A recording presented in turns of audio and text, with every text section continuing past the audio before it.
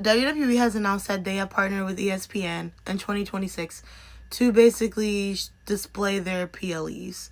If you already have ESPN through like maybe Disney or other streaming platforms, I believe it is free. If not, it is $30 a month. I'm kind of torn about this in a sense of it's cool if you already have ESPN and you know you're kind of saving money because you kind of basically can cancel Peacock if you'd like. But if you don't have ESPN on either any other platforms that you're using, it sucks because it's basically like you're adding one another bill on top of life that's already lifing, you know. And I think for me personally, like I've been watching wrestling for a while. And I know back in the day, you know, we used to pay for pay-per-views. I remember I used to do chores. And my chore money I got, I would like split it and go half with my brother to buy pay-per-views when they were like, I think they were like $45 or $40 and we would do DirecTV. So I remember those times. But it's different now because, you know, we've gotten things lowered, right? And we've gotten a multitude of things on a platform for a cheaper price. So I feel like personally it's hard to go from what some people may be paying. I know people on Peacock are paying different prices depending on if you have advertisements or not. You know, some people I think it's like what the cheapest is what $7.99 or $8.99, and then maybe what like 10 or 15 or so. I could be wrong with those prices, but you know, without ads. So I think that's a big price jump just for pay-per-views.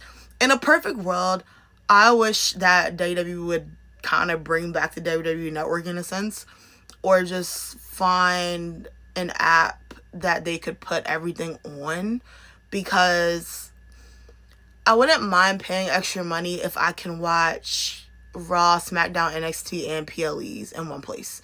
It would be cool if they did that with Peacock or if they did with Netflix.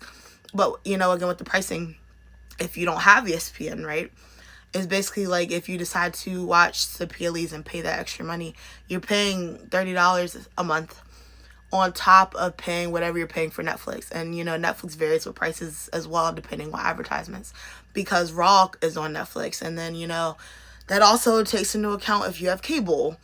Are you watching NXT on cable? Are you watching SmackDown on cable? Or are you using a different service provider to watch SmackDown? Because some people do that as well. You know, like some people, I think, use like Sling TV maybe as an option to watch certain things. But that can be expensive too if you're adding that and ESPN. And I don't know. It can be very costly if you don't already have it prior. So, I think my biggest thing is, I don't want to say TKO is ruining WWE. It just kind of sucks because I think with me, I look at things in a long-term aspect as well. And I wouldn't be shocked if this is like, hey, this is $30. And then, you know, in a couple months, it jumps to 40. And then it jumps to 50, and then 60, and then 70. And then you're kind of looking at paying like UFC prices to watch WWE events. And, you know, also in a sense of like WrestleMania. I wouldn't be surprised kind of if WrestleMania becomes the one pay-per-view that gets like UFC treatment. You know, like this is our like granddaddy of them all, you know, the old saying. So, you know, it wouldn't shock me if like at some point prices do go up on certain PLEs. And WrestleMania, everybody tunes into Mania usually. I feel like even casual fans, that's the one pay-per-view people actually like, oh my gosh, I have to watch WrestleMania, or like the Rumble even. So I'm torn. But just period pricing wise, I just kind of miss when WWE was like a bit more affordable, honestly. That's kind of like my my viewpoint on it. Even, you know, me, I love John Cena a lot. That's my guy. And he's like another one that's like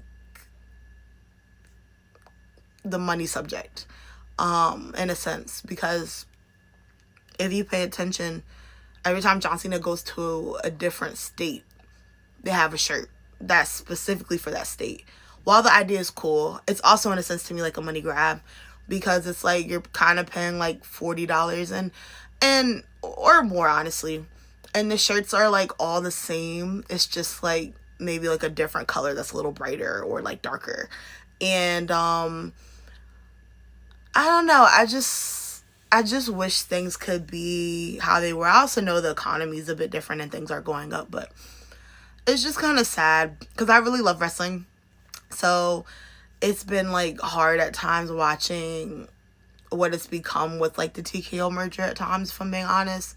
Obviously I'm still gonna watch it. I'm still gonna, do whatever I need to do, because wrestling's literally like my escape from reality. I could have a horrible day at work, but if I come home 8 o'clock Monday night, Tuesday night, even like I recently restarted watching AEW, and then, SmackDown, I could be having one of the worst days of my life. When I cut on wrestling, it's out the door. Whatever I had bothering me is gone. Whatever issues I may thought or I couldn't like stop thinking about is gone watching wrestling. Like, and then I'll go to sleep.